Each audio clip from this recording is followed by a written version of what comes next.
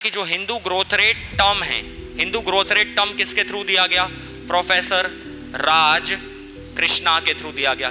ठीक, अब ये हिंदू ग्रोथ रेट किसे कहा जा रहा है? तो जब हमको इंडिपेंडेंस मिली 1947 में, तो government of India has decided to follow a socialistic pattern of economy. Socialistic pattern of economy का मतलब क्या?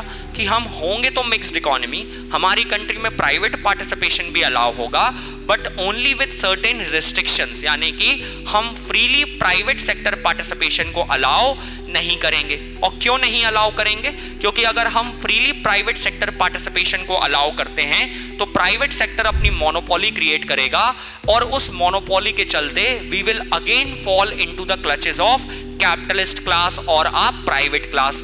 इस वजह से गवर्नमेंट ऑफ इंडिया ने जब इकोनॉमिक प्लानिंग का कंसेप्ट फॉलो करना शुरू किया इंडिया में 1951 में, तो उस समय से लेके आज तक हम एक मिक्स्ड इकोनॉमी है।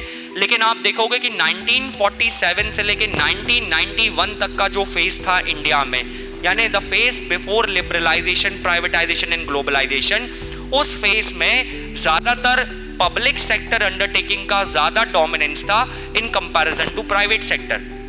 1969 में 14 बैंक्स को नेशनलाइज कर दिया, 1980 में 6 बैंक्स को नेशनलाइज कर दिया, सिर्फ इस डर से कि प्राइवेट सेक्टर या कैपिटलिस्ट कास्ट की मोनोपोली फिर से ना क्रिएट होने पाए।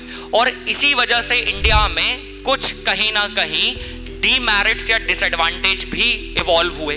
वो डीमेरिट्स या डिसएडवांटेज क्या थे? वो डीमेरिट्स और डिसएडवांटेज ये थे कि जब गवर्नमेंट ने प्राइवेट सेक्टर के पार्टिसिपेशन को रिस्ट्रिक्ट किया इंडिपेंडेंस के बाद, तो इंडिया में इन्वेस्टमेंट कम हो गया। इन्वेस्टमेंट कम होने से प्रोडक्शन कम हुआ, प्रोडक्शन के कम होने से एम्प्लॉयमेंट अपॉर्चुनिटीज कम जनरेट हुई और अल्टीमेटली जो कंट्री की ग्रोथ रेट है वो एक स्टैग्नेंट ग्रोथ रेट बन के रह गई। यानी the growth rate of the country was restricted only up to 3.5%। और इसी ग्रोथ रेट को क्या नाम दिया गया? हिंदू ग्रोथ रेट नाम दिया गया प्रोफेसर राज कृष्णा के थ्रू।